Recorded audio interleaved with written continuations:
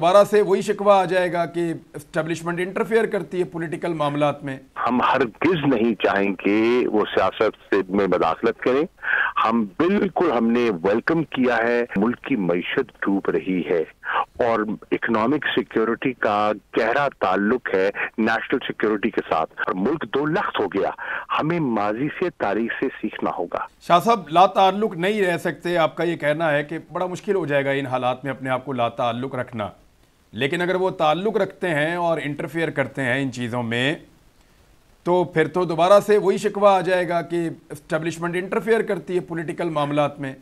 ये तो खालिसतन पॉलिटिकल लोगों के डिसीजंस नहीं होने चाहिए कि वही लेंगे। नहीं, बिल्कुल आप सही कह रहे हैं। हम हरगिज नहीं चाहेंगे वो सियासत से में मदाखलत करें। हमने वेलकम किया है उनके इस फैसले को कि वो अपना आईनी किरदार अदा करेंगे और वो ए पॉलिटिकल हो जाएंगे। देखिए, ए पॉलिटिकल होना दुरुस्त है। हम ये नहीं कह रहे कि आप किसी को फोन करके आप मनसूबाबंदियां करें, आप जोड़ तोड़ करवाएं, आप किसी की हिमायत करें, किसी की मुखालफत करें। बिल्कुल हम ये नहीं कह रहे।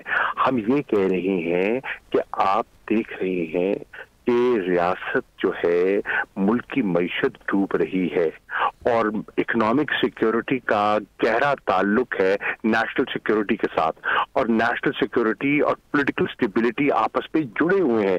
हम ये कह रहे हैं कि जितने स्टेक होल्डर्स हैं उन्हें सोचना होगा कि इस वक्त मिसाल के तौर पे पीडीएम की गवर्नमेंट है। पीडीएम की गवर्नमेंट को सोचना है कि उन्हें सियासत अजीज है या रियासत अजीज है। अब वो अपनी सियासत को बचाते बचाते अगर रियासत को नुकसान पहुंचा दें तो ये कहाँ की दानिशमंदी है।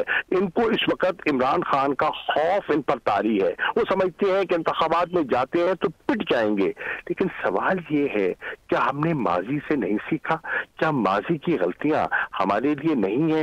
देखिए, 71 में पाकिस्तानियों ने फैसला किया था। आपने उस फैसले से लाताल्लुकी की, नतीजा क्या निकला? नतीजा आज भी हम उसका भुगत रहे हैं और मुल्क दो लख्त हो गया।